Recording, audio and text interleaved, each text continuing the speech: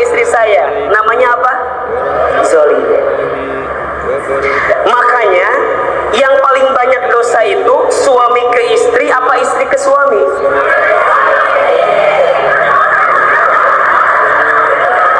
Yang paling banyak dosa suami ke istri apa istri ke suami? Yang paling banyak dosa itu istri ke suami. Suami ke istri mah gak ada dosa, namanya zolim. Namanya apa? Kalau bunda bikin salah sama suami, namanya apa? Dosa.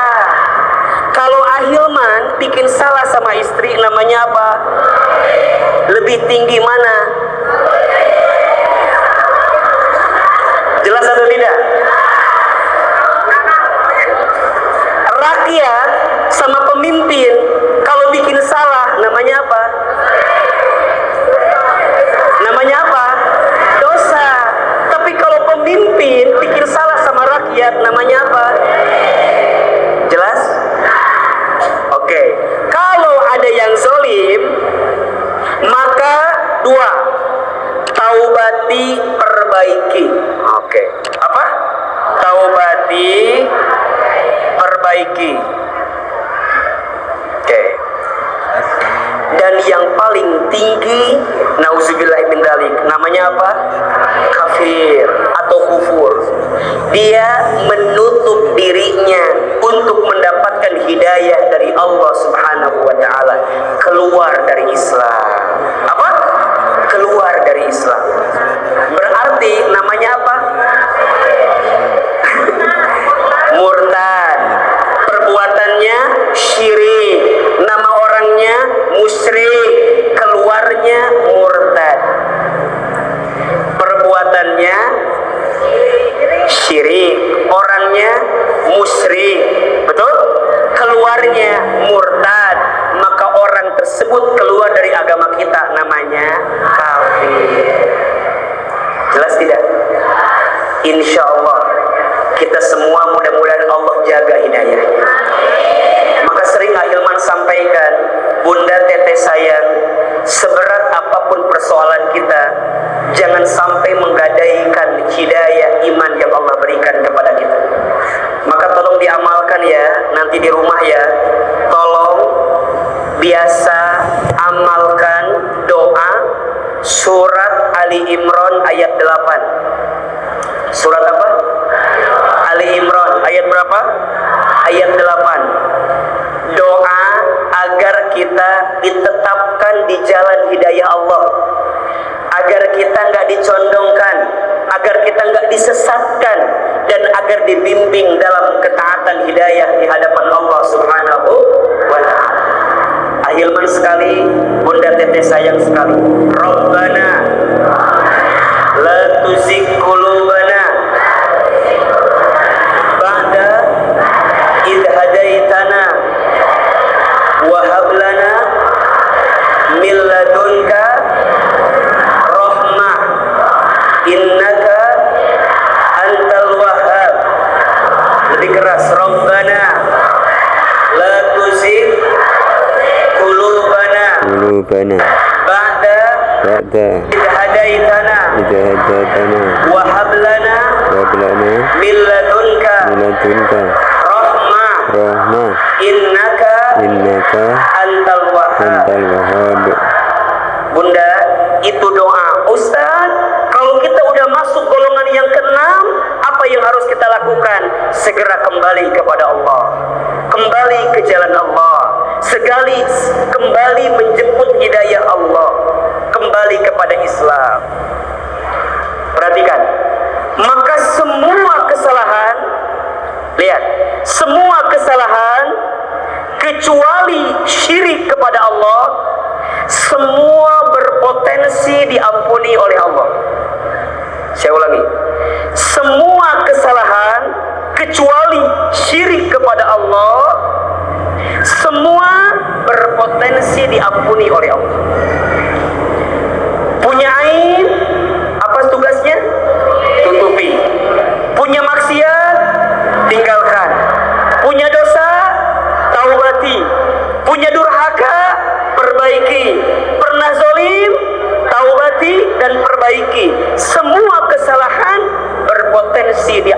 diampuni dosanya oleh Allah kecuali orang yang syirik kepada Allah Subhanahu wa Ta'ala.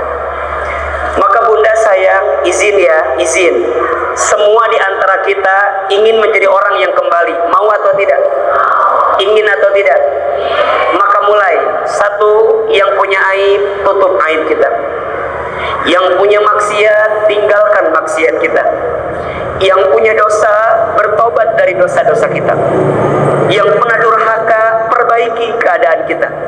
Yang pernah zolim, taubati dan perbaiki semua keadaan. Bunda tanya sama Ahilman, dosa bunda tuh banyak, gede banget, apakah mungkin diampuni oleh Allah? Jawabannya pasti dan mungkin. Coba bunda buka surat Az-Zumar ayat 53. Surat apa? Az-Zumar ayat berapa? 69. Ayat berapa? 53. Surat ke 39 Az-Zumar ayat 53. A'udzubillahi minasyaitonir rajim. Bismillahirrahmanirrahim. Perhatikan, Allah berfirman di ayat ini, "Qul ya ibadiyalladzina asrafu ala anfusihim." Katakanlah, wahai hamba-hambaku yang pernah melampaui batas terhadap diri mereka sendiri. Qul ya ibadiyalladzina asrafu ala anfusihim. Duhai hamba-hambaku, lihat, walaupun kita banyak salah, walaupun kita besar dosanya, tapi Allah masih manggil kita dengan panggilan apa? Hamba-hamba. Allah nggak manggil, hei orang yang pernah membunuh, tidak. Hei orang yang pernah berzina, tidak. Hei orang yang pernah mencuri, tidak. Hei orang yang pernah durhaka sama orang tua, tidak. Hei orang yang pernah makan riba, tidak. Hei orang yang pernah ngomongin orang lain, tidak. Hei orang yang suka bohong, tidak. Hei orang yang pernah ambil hak orang lain, tidak. Tapi apa panggilan Allah? Qul ya ibadiyalladzina asrafu ala anfusihim. Wahai hambaku yang pernah melampaui batas dalam berbuat kesalahan. Allah nggak nyapa dengan panggilan yang buruk. Izin ya, mohon maaf. Nih kadang-kadang kita nih mudah lisannya bilang gitu. Pencuri, jelema bangor, jelema jahat, Allah nggak pernah begitu. Allah nggak pernah begitu. Maka mohon maaf bunda sayang, siapapun di antara bunda yang hari ini menemukan ada orang yang berbuat salah, benci kesalahannya, jangan benci orangnya. Saya ulangi, kalau ada di antara kita yang hari ini menemukan orang berbuat salah, benci kesalahannya, jangan benci. Ulangi, benci, jangan benci. Kalau ada orang yang berbuat dosa, benci dosanya, jangan benci. Kalau ada orang yang berbuat maksiat, benci maksiatnya, tapi jangan benci orangnya. Kan misalnya, mohon izin, mohon maaf ya, bunda seringkali hari ini diperlihatkan ada si A dibuka aibnya, ada si B kelihatan salahnya. Jangan benci salahnya, jangan benci orangnya, jangan benci orangnya, benci salahnya, benci maksiatnya. Ahilman, kenapa kita nggak boleh benci orangnya? Agar di hati kita selalu ada doa yang kita panjatkan, agar orang itu bisa menemukan perubahan dalam hidupnya. Betul? Yang merubah kita siapa? Allah. Yang membolak-balikan hati kita siapa? Allah. Yang tahu tentang kita siapa? Bunda, jangan mudah menjudge orang dari luarnya. Don't judge the book by its cover. Apa artinya? Buanglah sampah pada tempatnya. Apa artinya Ustaz? Don't judge the book by its cover. Jangan mudah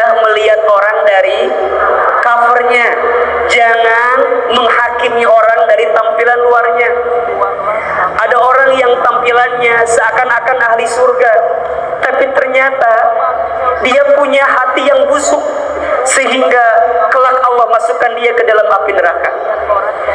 Ada orang yang seakan-akan penampilannya ahli neraka, tapi dia punya hati yang bersih, ujungnya Allah masukkan dia ke dalam surga. Bukankah Bunda pernah tahu ada satu kisah, ada seorang perempuan diceritakan. Perempuan ini ahli sholat, perempuan ini ahli puasa, perempuan ini ahli sedekah, perempuan ini ahli baca Quran, perempuan ini ahli ngaji, sholat, sedekah. Tapi satu ketika ditanyakan kepada Nabi SAW, "Ya Rasulullah, di manakah tempat perempuan ini?" Rasul kemudian menjawab, "Hiya finnar, dia di dalam api neraka." Kenapa ya Rasul? Bukankah ahli sholat? Bukankah ahli sedekah? Bukankah ahli puasa? Bukankah ahli ngaji? Iya. Tapi sayang, lisannya sering menyakiti hati tetangganya. Hanya perkara sering membicarakan tetangganya, membicarakan aib tetangganya. Dia ngaji, tetangganya nggak ngaji. Dia bilang, tuh tetangga saya nggak pernah ngaji. Ternyata ngajinya dia nggak bernilai apa-apa di hadapan Allah Subhanahu. Tapi singkat cerita, ada perempuan biasa, sholatnya biasa, sodakohnya biasa, ngajinya biasa, puasanya biasa. Maksudnya apa? Ya sudah, dia berjalan aja begitu. Yang penting dia jaga. Ditanya kepada baginda Nabi, "Ya Rasul, di manakah tempat perempuan ini?" Rasul menjawab, "Hiya fil jannah, dia di surga." Kenapa ya Rasulullah? Iya, lisannya lisan yang tidak pernah menyakiti